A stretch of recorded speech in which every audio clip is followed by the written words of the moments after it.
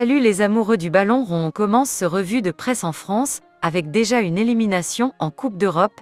Et oui, c'est une terrible désillusion qu'a connue l'Olympique de Marseille hier soir, contre le Panathinaikos. Au bout de la nuit, les Phocéens sont tombés au terme de la séance de tir au but, et sont déjà éliminés de la Ligue des Champions. Ils avaient pourtant commencé le match de la meilleure des manières en menant 2-0 à la pause, mais un but grec en fin match en menait les hommes de Marcelino, en prolongation puis au tir au but, comme le résume le journal La Provence. Sur sa une ce matin, c'est cruel, battu au tir au but par le Pana.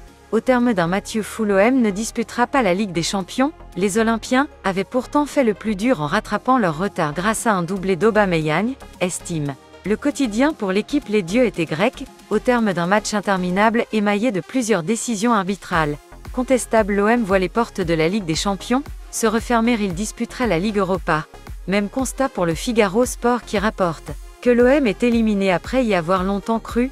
Il faudra vite relever la tête pour les Marseillais après cette très cuisante. On reste en France, mais on va parler de mercato, et comme souvent c'est celui du Paris Saint-Germain qui fait des gros titres ce matin. N'en sait pas l'intérieur. Le journal L'Équipe fait le point sur les dossiers chauds dans le sens des départs, car comme l'écrit le journal sportif, à Paris apprend à vendre après Neymar, Paredes, Sanchez, Diallo et Gassama. Le PSG espère surfer sur la vague pour céder Verratti à Bernard Navas, et peut-être est critiqué avant le 1er septembre. Le club de la capitale a tranché dans le vif cet été et espérait générer un effectif qui lui semblait vieillissant, et surtout en fin de cycle. En tout cas, les joueurs majeurs des dernières saisons pris un nouveau départ lors de ces mercato estivales, et cela donne au club parisien plus de largesse au niveau du mercato, que ce soit pour recruter ou au niveau de la masse salariale. La dernière ligne droite risque d'être agitée à Paris. D'ailleurs, c'est officiel pour Leandro Paredes. L'Argentine quitte le club de la capitale française et débarque à l'AS Roma. Après 4 saisons au PSG, dont une en prêt du côté de la Juventus, le milieu de terrain part définitivement. Il retombe donc à l'AS Roma, à plusieurs années après son départ en direction de la Russie et du Zénith. Il a signé pour 2 millions d'euros plus 2 millions de bonus, facilement atteignable. Le champion du monde 2022 s'est engagé pour les 3 prochaines saisons avec le club de la Louve. Le PSG limite donc la casse en arrivant à se débarrasser d'un joueur devenu trop encombrant au sein de l'équipe première, tandis que le milieu de terrain peut désormais se relancer dans un club avec qu'il connaît très bien, direction l'Angleterre, où Manchester City est toujours sonné par la nouvelle d'hier, sortie sur blessure vendredi face à Burnley. En ouverture de la première journée de Premier League, Kevin De Bruyne ne rejouera pas en 2023. Il est absent au minimum 4 mois. Le joueur de 32 ans va se faire opérer après sa nouvelle blessure aux escus, comme l'a annoncé Pep Guardiola. Forcément, ce matin, la presse britannique est sous le choc, à l'instar du Daily Mirror, qui placarde sur sa couverture Kevin De Bruyne, et que le Belge doit subir une intervention chirurgicale. Il est écarté pour 4 mois, précise le tabloïd, et cela oblige les City Dance à passer la seconde sur le mercato. Il y a lui trouvé un remplaçant, cela tombe bien. Le quotidien rapporte que City intensifie sa poursuite de Lucas Paqueta.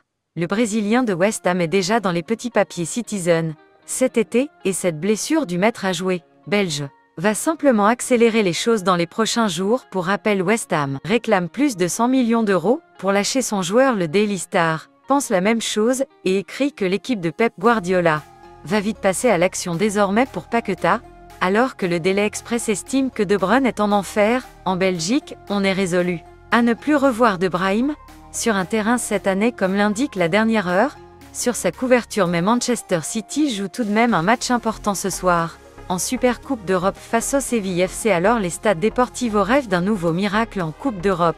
Pour les Andalous, comme cette équipe on est toujours capable, on file en Espagne justement, et le mercato du FC Barcelone n'est pas terminé, bien au contraire. Cela pourrait pas mal bouger dans les prochains jours, notamment dans le sens des arrivées. Il y a d'ailleurs un dossier qui est en train de se décanter, c'est celui de Joao Félix, plus vraiment en odeur de sainteté à l'Atlético de Madrid. Le Portugais fait des pieds et des mains pour rejoindre le FC Barcelone. Il pourrait bien obtenir gain de cause, comme nous l'apprend le journal à ce matin. Xavi dit oui à Joao Félix, mais à certaines conditions. L'entraîneur veut d'abord de Cancelo et d'un milieu de terrain.